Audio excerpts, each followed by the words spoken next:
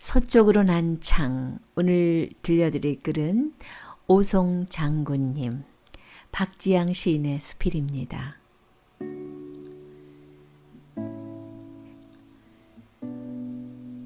집을 짓는다.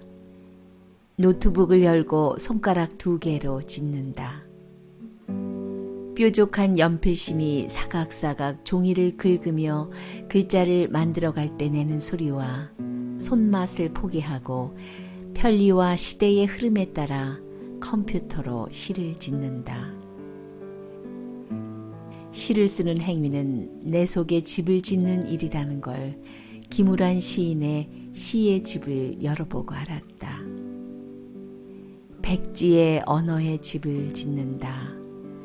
짓다가 잘못 세운 기둥을 빼내어 다시 받쳐놓고 정 성에 안 차면 석가래도 바꾼다. 그렇게 연필로 세운 집, 고치고 다듬고 다시 일으켜 세우는, 잠들지 못하게 눈 비비게 하는 연필로 집 짓는 일이 좋았다. 라며 시인은 언어로 집을 짓는다. 등단을 하고 시인의 옷을 입은 지가 16년이건만 반듯한 집 한 채가 없다.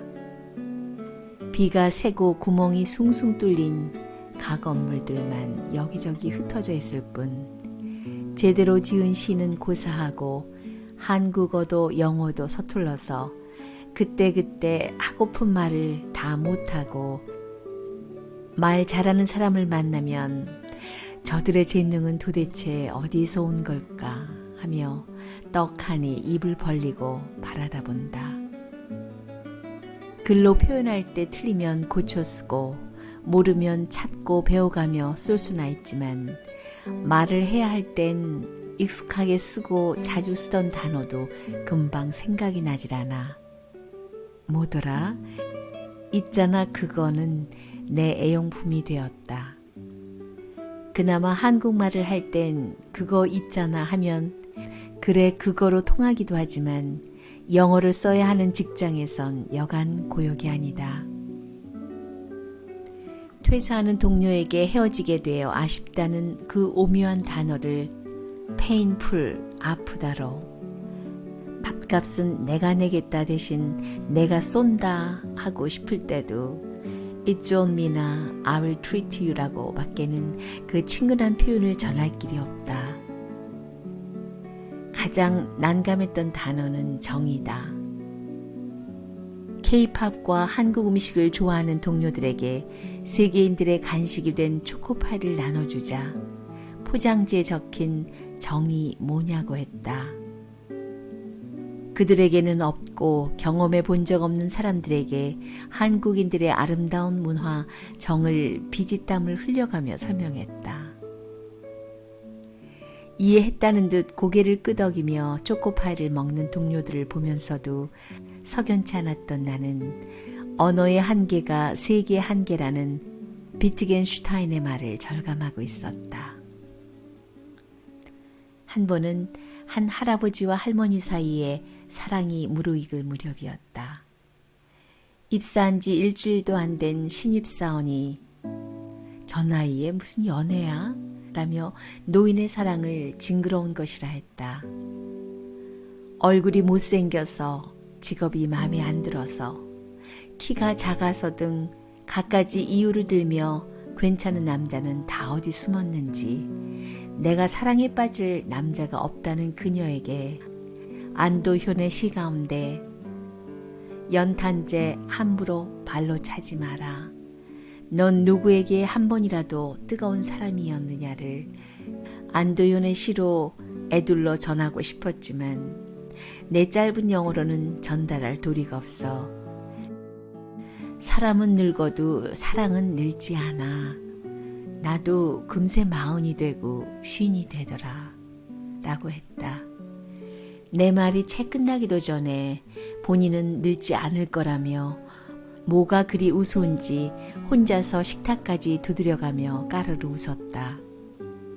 자신은 안 늙을 거라던 그녀는 솔직함을 방패 삼아 무례한 말들을 여기저기 쏟아내더니 입사 후 한 달이 안 돼 직장을 떠나야 했다.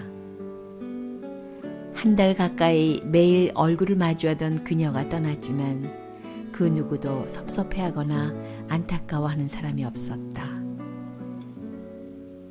다만 한 분 사무엘 할아버지께서 물으셨다. 그냥 궁금해서라고. 타인에 대한 무관심이 심화돼 가고 있는 현 시대에 궁금해서라고 물으시는 할아버지의 관심은 사랑이다. 내 코가 석잔데 남 신경 쓸 겨를이 있냐고, 너나 잘 사세요 하는 심리가 만연한 시대에 무관심이 문제라고 하셨다. 관심이 많으니 궁금한 것도 많으시지만 무례하지도 솔직함을 가장해 남을 비판하거나 함부로 판단하는 법도 없으시다.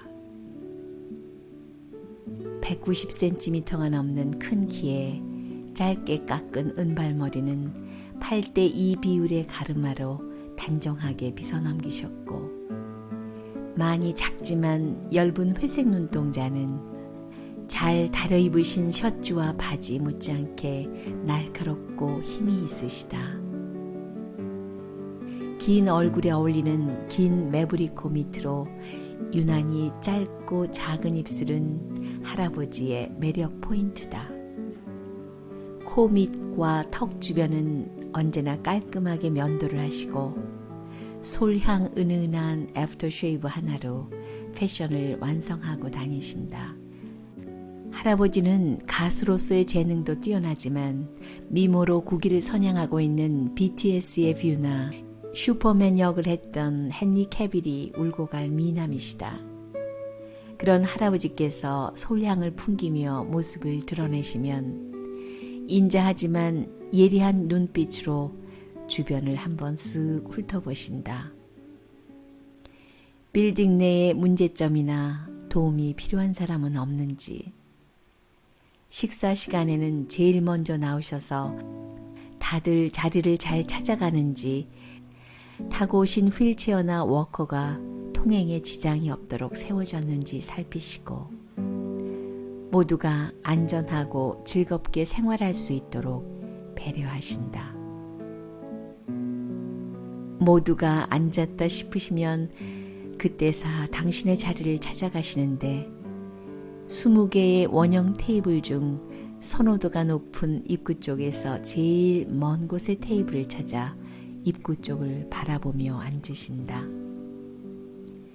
군대에서 높은 분이셨을 것이라는 추측과 아내와 사별하셨다는 것 외엔 할아버지의 이력에 대해 아는 건 많지 않다.